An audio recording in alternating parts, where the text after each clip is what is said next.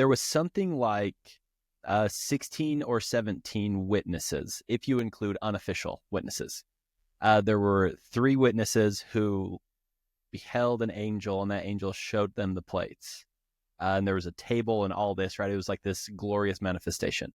Then there was 8 witnesses who, no angel, but Joseph just like took out the plates, and they were able to like flip through the pages. They were able to lift them up, that sort of thing. And there was others that were unofficial, but that people would see them. Or Emma Smith, for example, went and like, it was under a cloth, but she could feel that it was metal, and she could like finger through some of the pages, you know? So it's interesting to think that the 11 witnesses, the 3 witnesses and the 8 witnesses were all men, but many of the unofficial witnesses were actually women that also saw. And so really just interesting stuff. And so I love your point of like, it actually might be easier to believe that, you know, the truth is what Joseph said the truth was, because like, just to walk through what would have had to have happened, like, right? So Joseph, he wrote the Book of Mormon, which like... based off a view of the Hebrews or whatever that book is. Yeah, which honestly, to me is so, trying to be as less snarky as I can, but it's just crazy. It's like, you actually just have to believe that he was the most brilliant writer in the history of planet Earth. Okay, so if you believe that, awesome, check. Then you have to believe not only was he the greatest writer in the history of planet Earth, but he was able to pull off something that no one's ever pulled off, which is, I'm going to get these 3 guys to hallucinate the same thing.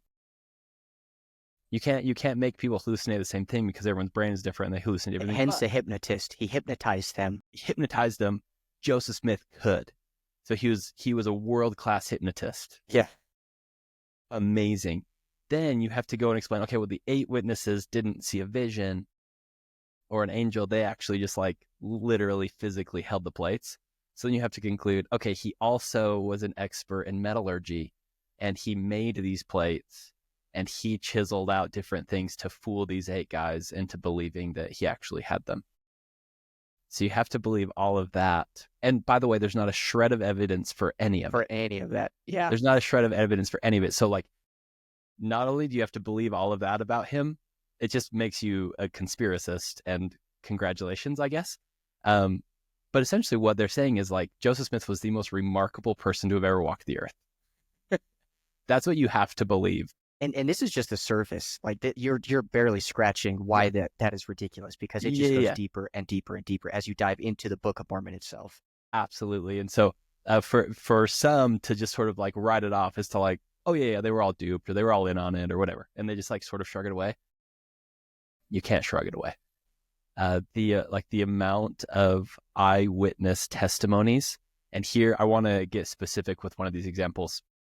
So specifically, the 3 witnesses were Oliver Cowdery, Martin Harris, and David Whitmer. These guys were hounded throughout their lives. All 3 of them, by the way, at one point or another, fell away from Joseph. They left the church. Oliver Cowdery and David Whitmer ended up returning to the church. Oliver Cowdery, right before his death, returned to the church, and he was getting ready to go out west to join the saints in Utah before he got ill. And it was on his deathbed that he testifies one more time of his experience of the angel and the golden plates. So Oliver Cowdery testifies on his deathbed after having returned to the church. Martin Harris ends up making it to Utah, and he spends the remainder of his days. So this is after he falls away, gets rebaptized, goes out to Utah, spends the rest of his days going up and down the Wasatch Front in Utah, approaching strangers and saying, hey, do you know who I am? I'm Martin Harris. I'm one of the 3 witnesses of the Book of Mormon. As sure as you can see that axe over there, I saw the angel and I saw the plates. Really? How do you know that? Yeah. He would just approach strangers and tell them that. That was like his trademark way of bearing his witness. As sure as you can see that sun, I saw the angel and the plates. And he just did that for the rest of his days. So cool. The third one that I want to focus on is David Whitmer. He did not return to the church, and he actually lived the longest. He lived until the 1880s, It was Long time. it was almost 50 years after the death of Joseph Smith that David Whitmer lived on. The amazing thing about David is that David never rejoined the church. And it is interesting to note that the year before David's death, he wrote a book. And the book was like For Seekers of Truth or something.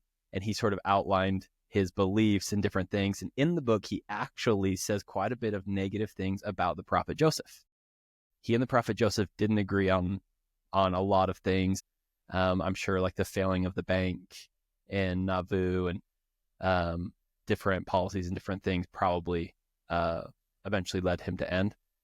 Some historians think that he really loved the church when it was like being observed in people's living rooms. And then when it turned into like an organization with hierarchy, he didn't like it. It rubbed him the wrong way, you know? So a really interesting guy. And he, for 50 years after the prophet Joseph's death, doesn't come back to church and testifies over and over and over again of what he saw and what he beheld, to the extent, Christian, that he had it engraven on his tombstone. It's there in, I think it's Richmond, Missouri. And it has an engraving of a Bible and the Book of Mormon on the top of his tombstone. And then on the side, it says, "The record of the Nephites and the Jews are one. Truth is eternal." And I'm learning about this David Whitmer guy. And like, isn't that amazing? That's the thing about David Whitmer is you can't just like, he was like a mayor. He wasn't like a loony. He wasn't an idiot. These guys weren't an idiots. Idiot. Yeah. It wasn't that he was just like so enamored by the prophet Joseph that he went along. He didn't like Joseph. Yeah. Not to mention Joseph had been dead for decades. Like, it would have been so easy. Like, it would have been in his best interest to discredit the Book of Mormon. That's the right way to say it. His career would have gone better. His businesses would have gone better had he discredited it. And instead, for all of his days, including until this day, because it's on his tombstone, he bore witness. And a couple days this week, as I've been learning about this, I just go to my wife and I'm like, "Catherine, I mean, I think it happened just like Joseph said it happened. This is wild. It's amazing." So if you need faith promoting history, study those witnesses. It's incredible stuff. Yeah. That is amazing. There maybe isn't anything more they could have done to insist upon the truth of that vision that they had than what they did. Yeah. I mean, they got threatened to be killed, right? Like, at one point, Oliver Cowdery had a gun to his head. He's like, deny the Book of Mormon and we'll let you live. He had a gun pointed to his head when he was outside of the church. This is when he had left. And he wouldn't deny it. He still wouldn't. He's like, pull the trigger. I can't deny it. Yeah. I mean, like, that's the interesting thing is like you said, there are more witnesses to the validity of the Book of Mormon than we have to the resurrection of Christ. And like a really clear, huge asterisk there is like, we believe in, accept, and are so grateful for the resurrection of Christ. Yeah. No, the crowning moment in human history, for sure. Yeah, we believe those witnesses. That's not the point. The point isn't to discredit that. But the point is, if you're going to accept those witnesses, you ought to investigate these ones. Yeah. Yeah. People will often say things like this on these online internet threads. They'll say things like, there is zero evidence for the Book of Mormon, or there is zero archaeological evidence or literary evidence. It's just not true. Factually inaccurate, because there is so much evidence. Just like, they can choose to not accept it, or you could debate the validity, but I don't know how you get past the witnesses. Yeah. I don't see a way around it. It's like they just believed it. They absolutely believed it to their last breath. Yeah. The way around it is to not take it seriously. Like, you just have to kind of like not give it a second look. Yeah, they were duped. And you just kind of like throw it away. If you take it seriously, it's impossible to get around. You just can't get around it. And like, if he, I always think this one's funny. And if he was a hypnotist, he could have done a lot better than suffering for 20 some odd years, persecutions. Like, he could have just had a lot more money and been a lot more popular. Like, what do you do with those powers? You start a church of struggling poor farmers who suffer and get, chased from town to town and exterminated. Like, no, that's not what you do with those powers. You rub the genie's lamp and you get rich. That's what you do. So yeah, beautiful stuff. And to me, has been very, very, very faith promoting to read church history. It's just remarkable. Yeah, that thought always comes back to mind. It's people don't get in trouble because they know too much history. It's because they know too little church history.